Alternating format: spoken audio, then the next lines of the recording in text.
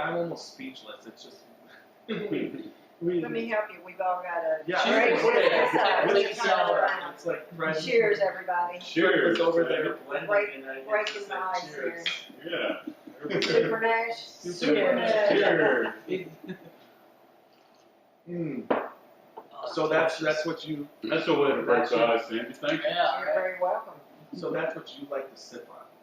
That's probably one of my favorite drinks right there. Yes, I do like a good whiskey, a frozen whiskey sour. From the recipe of my mother-in-law and her friend, Miss Toogie Dick, that runs Kurt's Restaurant.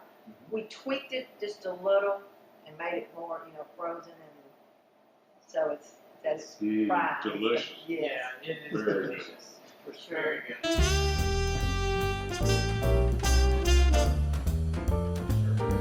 Greg, walk us through the partnership between Bardstown Bourbon Company and Grain and Barrel Spirits to arrange chicken pie. Yeah, so when the founder of Grain and Barrel Spirits asked me to be his master distiller, Chicken Cock, we needed a place to make our whiskey. Grain and Barrel is a small company; they don't have their own assets or own distillery. But I had worked previously with Bardstown Bourbon Company in another position that I held with a different company, and so Steve and I go way back. We've been friends for many, many years. And when they first started building the distillery, I actually reached out to Steve and negotiated a contract with this other company I worked for. So I was familiar with him, and when Monty and I started talking about his vision to resurrect Chicken Cock back to Kentucky, of course, Bardstown Bourbon Company was the first company that I thought of. And so I connected Monty with him. We came down, we negotiated a contract, and it's great. It's one of those perfect collaborations. They have a collaborative distillation program, where essentially what it boils down to is we use their equipment, their people. I provide them with the mash bill and some of the work instructions as far as time and temperatures for cooking, different specifications for fermentation, distillation, and then I also select the barrels that the Chicken Cock is aged in. So when they produce our whiskey, our Chicken Cock bourbon and rye, I come down and spend a few number of hours with them getting the process going. It actually takes, since they run 24/7, it takes into 3 days to make what we're producing right now, soon to be into 6 days for this coming year. We're doubling our production. But I can't stay here for 72 hours or longer. So basically, I'm here for the first several mashes that they produce and pump to the fermenters to make sure they get specifications right, and get the process going. As you go about the process, do you tweak it a little bit, like the temperature or whatever? We did from the first batch that we made in August of 2018. Those barrels, we'll get to taste some of that. It just turned 2 years old just last month. But from the first batch, we learned a couple of things. I think, correct me if I'm wrong, that we actually adjusted the set temperature a little bit, and some of the cooking instructions as far as some of the enzymes that we help the process along. So, but yeah, just not a lot. Just tweaked it just a little bit from things that we learned. The first batch that we did. Essentially, what happened was that we didn't get the level of alcohol we probably should have, the yields. Typically, a good, outstanding yield is like 5.2 proof gallons per bushel of grain. Okay, I think we were right at 5 or just under 5, and I knew we could probably do a little bit better than that. So we adjusted to set the set temperature a little bit lower, or actually a little bit higher, to get it activated quicker. Create that. So we're aging or fermenting for 72 hours. So within that time frame, what you try to do is you want to try to convert all that fermentable sugar as much as you can into alcohol. And what happens is they take boilings, which is basically the sugar level at the end before they drop it to the beer well. And so that kind of told us that the boilings were still a little bit high. The last couple of batches, the one we did in 2019 and the one we did this in March, I mean, the beer chemistry was spot on. Perfect. That's awesome. We could probably sit here for the next couple hours Oh, yeah. just talking bourbon. Let's taste some of Greg's. Let's taste some of Greg's rendition of Chicken Cock. A lot of people said I'm not a good listener. I thought I did pretty good. Yeah. So anyhow, we're going to sample some Chicken Cock. What I thought would be interesting is something unique. I'm sure you guys, I don't know if you've done a tasting like this previously or not, but since this is the home, this is the distillery that Chicken Cock is made now. I thought I'd kind of walk you through the process. As you guys are aware, the mash bill is 70% corn, 21% rye, and 9% malted barley. And so this is a distillate that was actually produced this past March. If you recall, in March we laid down 600 barrels of bourbon. And that was the bourbon that I actually went out a year ago, a year ago May, and actually hand selected the logs. Yeah. Oversaw, those staves that had sat out in the yard for about 10 months before we actually made the barrel. I went back out to West Virginia and oversaw the barrel making process. Came here, we made the bourbon, and then after it was fermented, distilled, we filled those barrels. So this is a distillate that went into those barrels, and hopefully we'll get to taste it at least another 4 years from now. Yeah. What about the 6 months? So it's going to be next week, actually. It turns 6 months next week, so I'll be back down here probably in October sometime, or a week or two. Oh, yeah. Yes. You can always come back. That's right.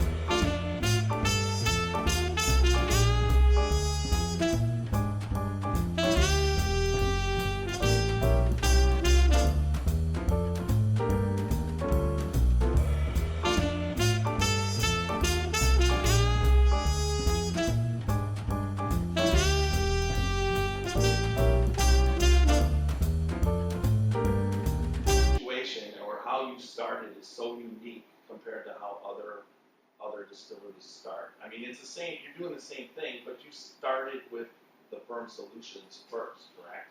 Well, we actually started with rock band. Yeah, I was gonna say too. With We used to play rock band. Well, That's there how you we go. met. Rock band. Yeah. So that's awesome. The story gets even deeper and sadder.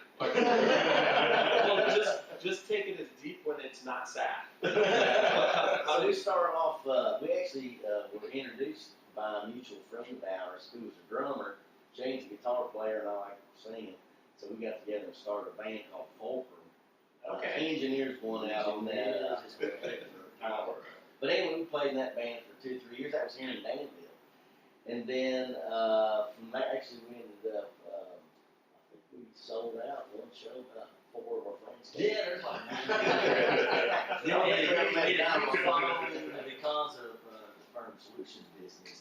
We traveled all over the country, so we had like 7, 8 people in Kansas that were following us. And fan club up over a dozen. Yeah. We would just drop CDs off like litter through the highways all across America. But we started Firm Solutions after the Rockman Distillery, and that's a biotech company that sells yeast and enzymes and does technical support for several hundred different distilleries around the world. Right. So there's a lot of it. The plant managing, it's very similar to the actual, to what you guys deal with. I understand on a daily basis. Processes, The motor stops running on a day. It's not a good Friday. Jason can tell you what happens when the handmill stops working. Yeah. It's not a good day out there either. And you got to get it back up and running because that's what's making the money, getting it, and then also you guys have to deal with the fact it's fine. I'm interested to see where did I rank on membership in Scotchy Bourbon? I've been a member for a long time. Yeah, you have. Yeah. Initially, you were within the first 100 members. Yeah. I mean, we're not that huge yet, but I think this particular tour we're taking is going to help out a lot. I don't even know what this is. Hopefully it's not something we were sending to the lab because it was high in mercury. Also high rye mercury.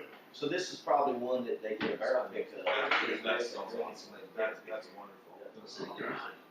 All right, and then we make Scotchy Bourbon balls, me and my wife. And what we do, I can't sell those. They're not, so we promote them. They taste like a bourbon ball should taste. Like bourbon. Well, I've been eyeing those since we walked in. You know anything about me, I have a sweet tooth. And we'll go ahead and eat his. I already guessed mine. Sell these in the gift shop. Whoa.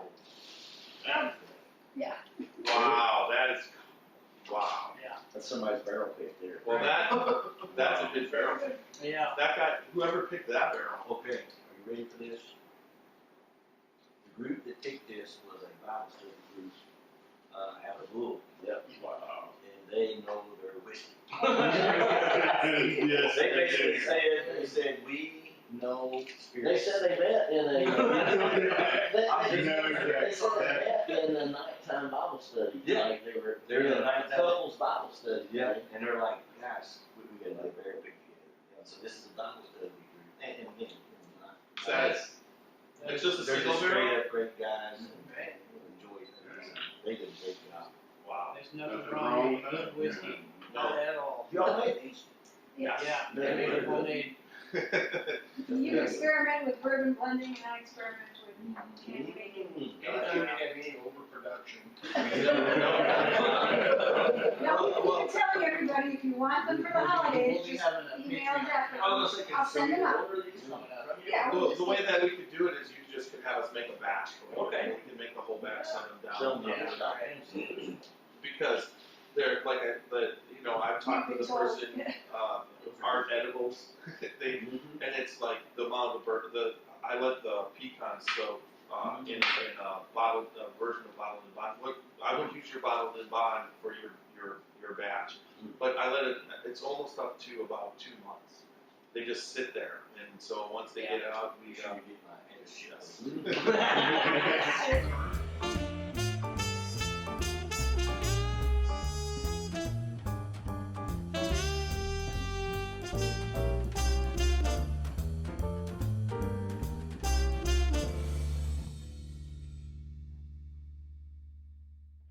Wait, what is it? How do you say that? Cacao. The cow. Wait, I'll do it. So's it up. Okay, so's it up. Yeah. Such a smooth delivery on that. Yes. We're shooting for it. Right? Like smooth delivery, right? No, this American life, absolutely. All right, so let's pick one because we're running a little short on time because we've gone. Not over, it's fine, but you never want to get your podcast too long. Yeah. So which one do you guys want to rate? Let's. I have a suggestion. Give me a suggestion. I say we rate the very first one. The OG bourbon, the K-Phillips, that was the one that started it all, right? Well, if you look at my it's crazy that the gin's gone. What's wrong with Well, we get out a lot here. Yeah. But understand how much gin you drank there. Because it tasted like The OG bourbon was the extra. Does it taste like your like gin's gone. perfume? No, my OG bourbon. is The gone. K-Phil? I Yeah. had to enlist from Rachel's. Well, I don't think you need to give a rating. I think that is your rating. Yeah. This is gone too. My K-Phil is the lowest. There's no doubt. I drank the entire thing if I wasn't trying. There you go. Yeah, right. Me too, I'm right there with you. Rachel. Because it is truly the mark of a blend of Scotch with flavor notes along with bourbon. It's old world meets new world, right? Yeah. Yeah, but that, like I said, I'm leaving with mine. so I'll start. So, are you familiar with our one up? Yeah. Okay, it's become a butt up instead of a butt snap, and then it was a butt bash, and now it's a butt up. So that kind of is cool. And then we have our barrel bashing. There you go. Young Nose, explain the barrel Yes, bashing. the barrel bashing grading system is a full store of 16 barrel bashes. Barrel bashing. 4 barrel bashes for each category, which would be the nose, the taste, the body, and the finish. But then we also added one, which we looked at this last time, which we have a podcast, not up yet. But we have one but up one that we will attribute to one of the 4 categories we were discussing. What we would prefer as a spectacular category. There you go. So I'm going to take the lead on this, on the nose. I give the nose a 4 with the butt up because it just reminds me of Kentucky. Being in the still house. There's everything. I just couldn't believe when I actually got that. It just was, you know, if you weren't here, you just were, you know, across the United States, you weren't, you know, visiting distilleries, you would have no idea what you smell. It just actually smells like what I love about Kentucky. So how can you not make that a what up? I love it. What up?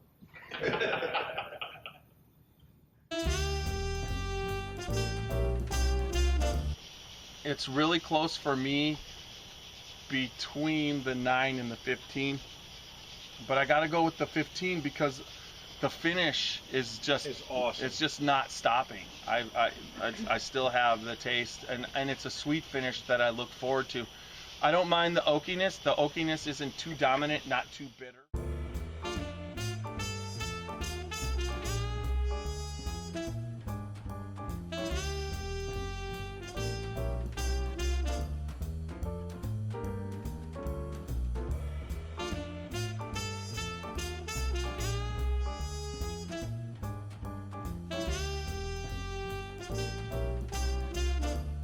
I have a theory.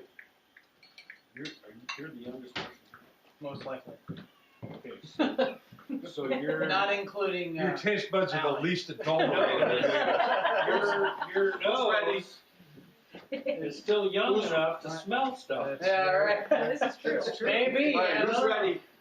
Just pass me But that I line. still only got 2 right. But still got more than that. You haven't lived long enough to blow enough alcohol through What? your nose to have messed up your senses. Okay, I guess so. No, worse than I'll take Jamie, that. Out here, I won't do it as aggressively as I normally do because I don't want to get this on you guys. So what I do is I do this and then I smack it, and then I turn it around and I smack it, and I hit as hard as I can. That's why I have grain all over my shirt. And that's why you can see the little specks. So that's, you know, like 10-foot trajectory right there. So I smack this as hard as I can to get the liquid separated. And then after that is done, I take this grain and I put it in this. And so we don't use column still. We have to separate our grain. We're one of the few people that do this. I know they do at Glens Creek. I think they do this at Bluegrass Distillery too. Those were like the 3 smallest distilleries I've ever been to. And I've been to Spring Bay, Campbelltown, where it's famous. They say, yeah, there's only 3 people that work at Spring Bay.